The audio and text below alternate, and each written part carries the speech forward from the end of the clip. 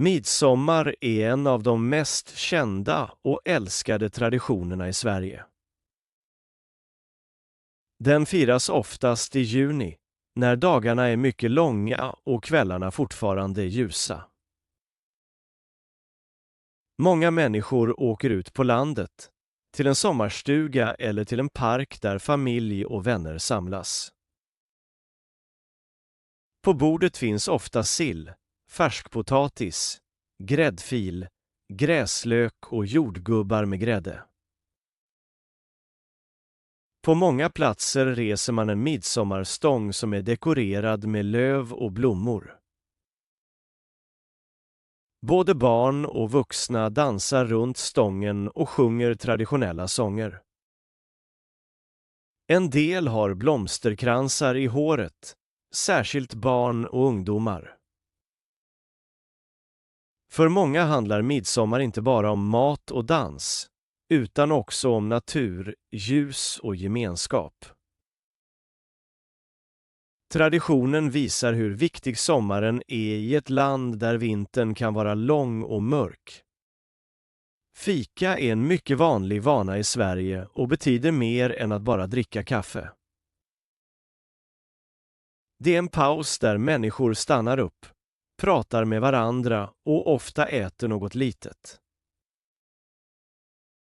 Det kan vara en kanelbulle, en kaka, en smörgås eller bara en kopp te. På många arbetsplatser finns det fikarast på förmiddagen eller eftermiddagen. Då kan kollegor prata om arbetet, men också om familj, väder, helgen eller vardagliga saker. Fika kan också vara viktigt när man träffar nya människor. Om någon säger att man ska ta en fika betyder det ofta att man vill umgås på ett enkelt och avslappnat sätt. Man behöver inte alltid dricka kaffe och man behöver inte äta något dyrt. Det viktigaste med fika är paus, samtalet och känslan av att människor möts. Lucia firas i Sverige den 13 december, när det är mörkt ute under stora delar av dagen.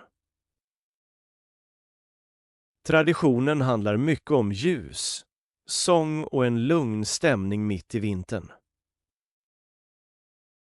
På skolor, förskolor, arbetsplatser och i kyrkor kan man se Lucia-tåg. En person är Lucia och bär ofta en vit klänning och en krona med ljus på huvudet.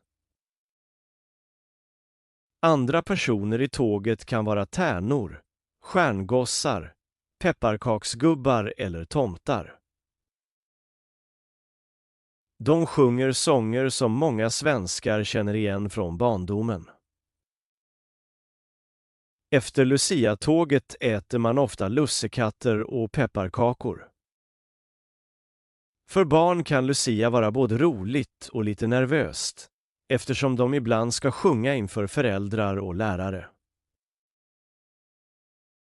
För vuxna kan Lucia ge minnen av skolan, vintern och gamla traditioner. Allemansrätten är en viktig del av livet i Sverige.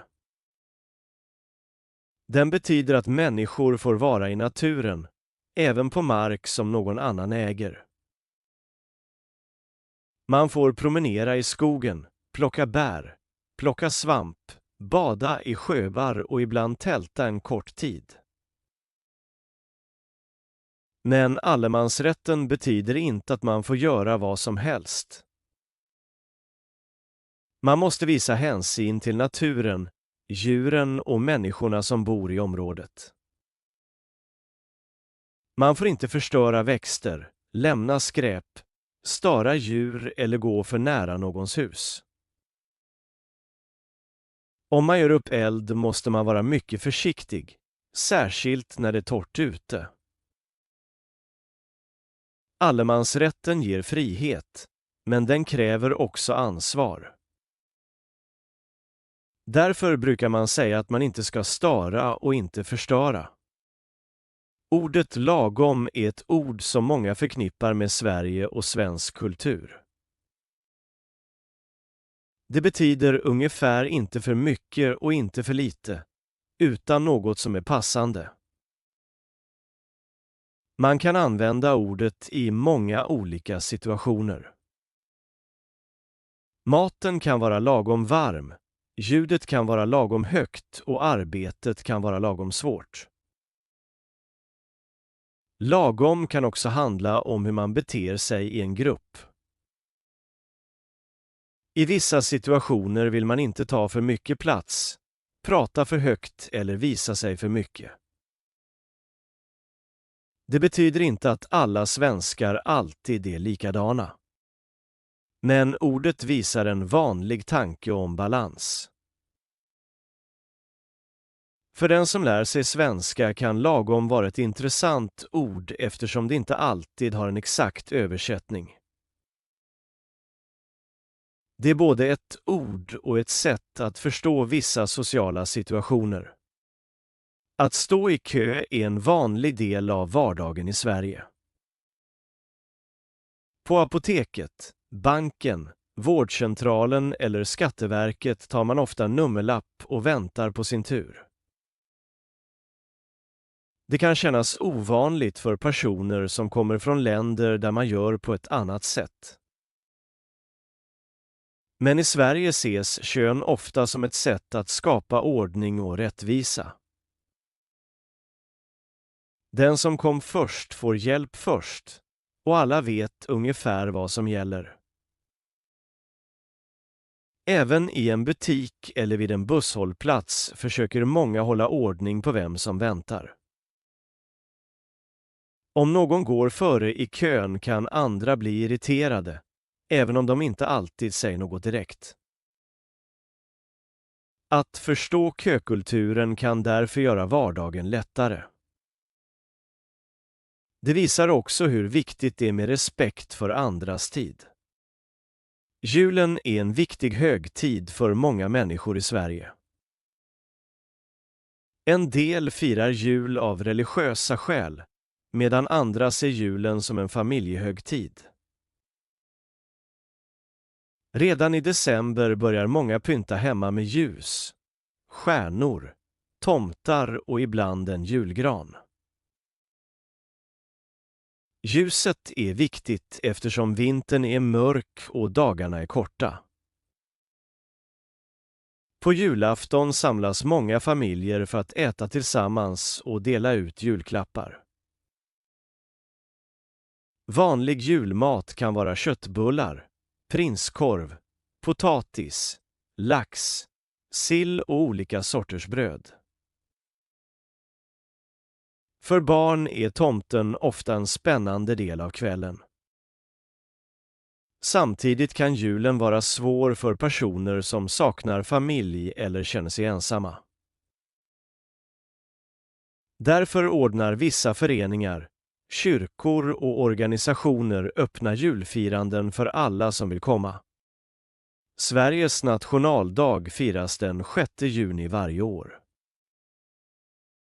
Dagen är en röd dag, vilket betyder att många människor är lediga från arbete och skola. I vissa kommuner ordnas musik, tal, flaggor och aktiviteter i parker eller på torg. Nya svenska medborgare kan också bli inbjudna till en ceremoni i kommunen. För en del människor är nationaldagen en stark symbol för landet, historien och demokratin. För andra är det mest en ledig dag i början av sommaren. Hur man firar kan därför se väldigt olika ut från person till person. En del hissar flaggan, andra går på ett evenemang och vissa tar det bara lugnt med familjen. Dagen kan också vara ett tillfälle att tänka på gemenskap, frihet och ansvar i samhället. Kräftskiva är en tradition som ofta firas i augusti eller i början av hösten. Man samlas med familj eller vänner för att äta kräftor och andra tillbehör. På bordet kan det finnas bröd, ost, paj, sallad och ibland olika såser. Många dekorerar med färgglada lyktor och har roliga pappershattar. För vissa är kräftskivan mest en festlig middag, medan andra tycker att sångerna och stämningen är viktigast. Det är vanligt att sitta ute om vädret tillåter, men eftersom kvällarna kan bli kyliga behöver man ibland varma kläder. Kräftskivan visar hur svenska traditioner ofta följer årstiderna. När sommaren börjar ta slut samlas människor ändå för att äta, prata och ha trevligt tillsammans. Att förstå svenska traditioner och vardagsvanor kan göra livet i Sverige lättare.